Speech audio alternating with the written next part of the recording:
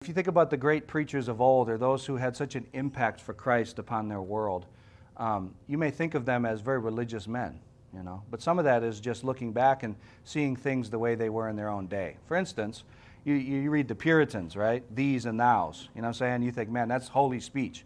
That's just how people talked back then, man. You know what I'm saying? There wasn't anything unique about it. They just talked like normal,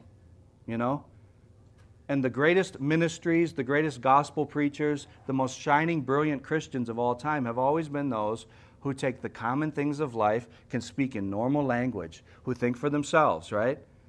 And represent Christ in that. So let's not fool ourselves, right? We want to be perfectly normal, and we need to be ourselves in the same way this centurion was perfectly himself. And he wasn't afraid to even speak to Christ himself in this way. And Christ honored what he said and loved what he said, you see?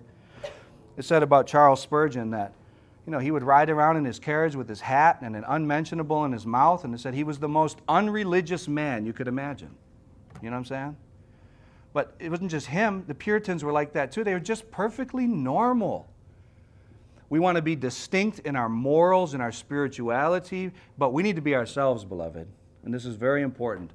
Not just for reaching other people, but for your own faith, right? The centurion was perfectly himself and perfectly real with Christ. And that's what impressed Christ about the centurion.